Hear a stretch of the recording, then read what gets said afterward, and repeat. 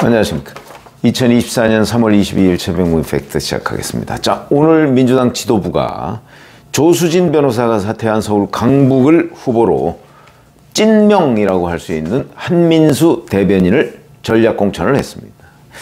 민주당 중앙선대위원회 공보본부가 이렇게 얘기했습니다. 당대표 결정사항 이렇게 얘기를 해가면서 위임받은 당무위원회와 최고위원회의 권한으로 강북을 후보로 한민수 대변인을 의결했다. 이렇게 발표를 했습니다. 지금 징계, 복당 이런 여러 가지 문제에 대해서 선거철이라는 이유로 이재명 대표 개인에게 완전히 다 위임을 해버렸죠. 그 위임 상황에 따라서 이재명 대표가 결정한 거다. 이런 얘기입니다. 그리고 이재명 대표가 오늘 지역을 순회하면서 오늘 선거법 재판이 원래 있는 날이 있었는데 거기에 불출석하면서 그냥 지역을 돌아다니고 있습니다. 재판부 농락이죠. 농단입니다. 재판 농단. 그래도 재판부가 어찌할 수 없는 상황. 이런 것들은 대단히 중요하다고 봅니다. 자, 앞으로도 이재명 대표는 아마 총선이 끝나더라도 이런저런 핑계를 통해서 재판부를 농락할 겁니다. 그런 부분에 재판부가 과연 어떻게 대응할 것이냐 하는 것이 앞으로 재판 지연의 대단히 중요한 요소다. 이재명 대표가 이런 식으로 선거법 재판, 의정교사 재판, 그 다음에 이런저런 각종 재판에 대응을 하면서 2027년에 대선에 재출마하려고 한다. 앞으로는 사실은 그런 게임입니다. 이 게임에서 이재명 대표가 이기느냐 아니면 재판부가 이기느냐. 변수가 대단히 중요하다 하는 걸 말씀을 드리고요. 자, 어찌됐든 간에 직접 충남 서산 동부시장에서 회견을 했습니다. 그래서 많은 사람들이 왜 박용진은 안 되느냐 이렇게 얘기를 했는데 그 부분을 직접 설명을 했습니다. 박용진 의원은 참 훌륭한 정치인이고 장래가 촉망되는 좋은 정치이긴 하지만 두 번의 기회를 갖지 않았나. 두 번의 기회로서 당원과 우리 민주당 지지하는 국민께서 평가를 하셨기에 명예도 보수도 없이 고생했던 당직자 한민수 후보로 결정하는 것이 최고위원들의 압도적 다수 의견이어서 그렇게 결정했다. 이제 최고위원들한테 슬쩍 미룬 겁니다. 진짜 친명이고 친명을 제가 봐주려고 했다면 어디 단수공천, 전략공천 하든지 경선 기회라도 줬을 것이다. 지금까지 그걸 빼놓고 있었겠느냐? 오히려 이렇게 역으로 질문을 했습니다. 자, 그런데 여기서 저는 제가 왜 이재명 대표가 또 한번 기회를 놓쳤다. 정말 좋은 기회였다. 오늘 아침에 그 TV조선 신통방통에서도 최병천 신성장 경제연구소장인가요? 그 사람이 그런 얘기를 하던데 이재명 대표가 역발상으로 여기서 정말 상대를 포용한다 또는 비주류를 포용한다는 이미지를 줄 수 있는 좋은 기회다. 그렇게 얘기를 하더군요. 그래서 제가 글쎄 그 의견에 동의하는데 저희가 아는 이재명 대표는 그렇게 하지 않을 것이다. 권력을 잔인하게 행사해야 된다. 이런 사람이기 때문에 아마 잔인하게 제가 이런 표현까지 하진 않았지만 잔인하게 권력을 행사할 것이다. 그러니까 박용진 의원을 공천하는 일은 아마도 없지 않을까. 제가 그렇게 예상을 했는데 진짜 이재명 대표는 예상을 벗어나지 않는 사람이구나 하는 걸 느끼게 됐죠. 만약에 이런 거 한번 생각해 보시죠. 여기서 이재명 대표가 사실 강북을에 박용진 의원을 공천해서 박용진 의원한테 공천하면 박용진 의원이 배치를 달겠죠. 거기서 어찌 보면 이재명 대표한테 그렇게 중요하지 않습니다. 저는 박용진 의원이 이재명 대표의 경쟁자가 될 수 없다고 보는 사람이거든요. 개인적으로는.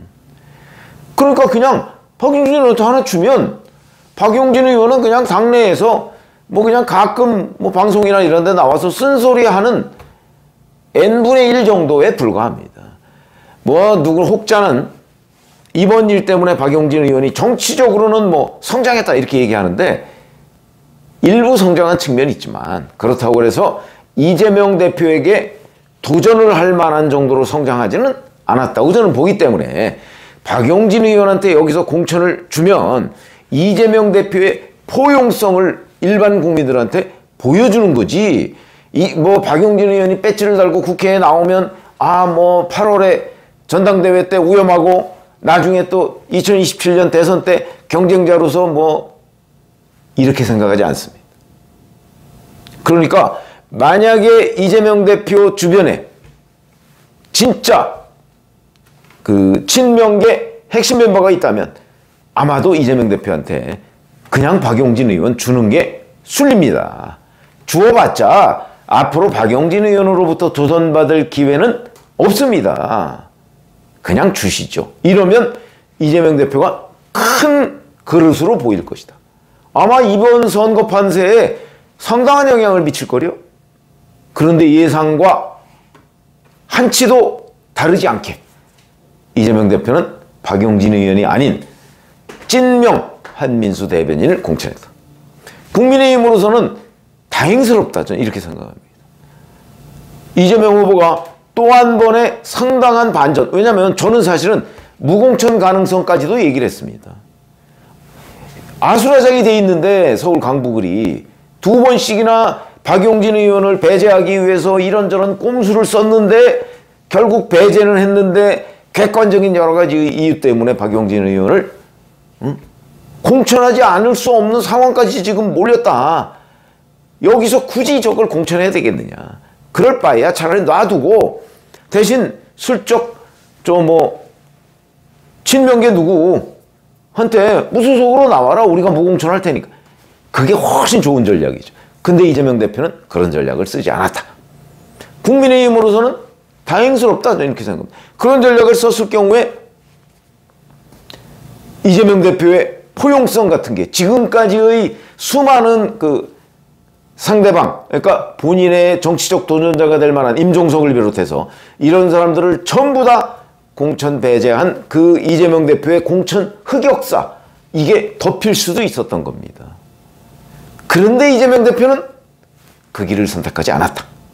국민의힘은 다행이라고 여겨야 되겠죠. 이재명 대표가 득점할 수 있는 기회를 지금 헛발질을 했거나 아니면 엉뚱한 대로 차서 득점을 못한 거나 마찬가지입니다.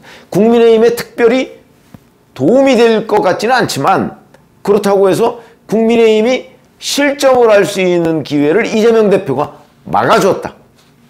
역설적으로 그렇게 생각할 수 있다. 저는 그렇게 봅니다.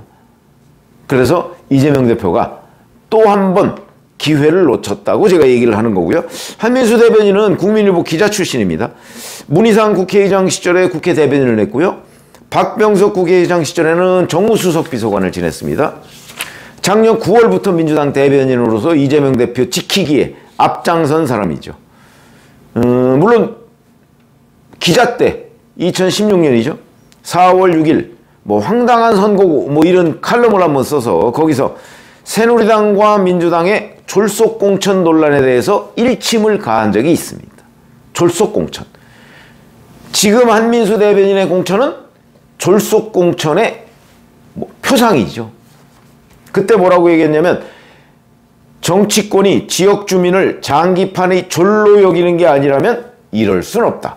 누구 얘기냐면 서울 송파갑에 민주당 공천을 받은 최명길 후보를 염두에 둔 겁니다. 최명길 후보는 MBC 기자 출신이고요. 그때 대전에서 경선에서 실패를 했는데 그 사람을 데려다가 서울 송파갑에 민주당 후보로 공천했던 겁니다. 이게 이제 졸속 공천이다 이거죠. 그래서 그걸 비판하는 칼럼을 썼는데 8년 뒤에 본인이 바로 그런 중의 졸속 공천의 당사자가 됐다. 이게 얼마나 아이러니냐. 그때도 이렇게 얘기했습니다. 갑자기 나타났다 최명길 후보가. 그러면서 하루아침에 날아온 최명길 후보는 자신의 지역구 골목 번지수나 알고 있을까? 이렇게 했습니다. 지금 한민수 대변인은 아마 서울 강북 의뢰에 본인의 주민등록도 안 돼 있을 거고요. 조수진 변호사와 마찬가지로 강북 의뢰에서 이제 투표도 못 할 겁니다. 번지수나 알고 있을까요? 모르겠죠. 그러나 이렇다고 해도 강북을 해서 한민수 대변인은 국회의원 배지를 달 겁니다.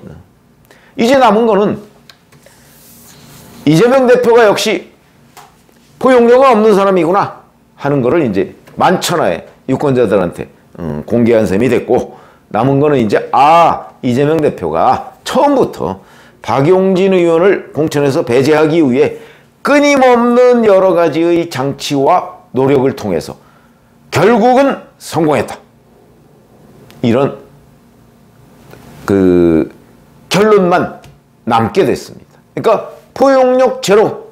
그래서 아주 어찌 보면 포용력 없다는 그동안의 여러 가지 비판을 반전시킬 수 있는 그런 계기가 왔음에도 불구하고 그걸 스스로 차버렸다, 이렇게 얘기를 할 수 있는 대목이죠. 국민의힘으로서는 다행스럽다, 이렇게 판단을 해야 될 겁니다. 고맙습니다.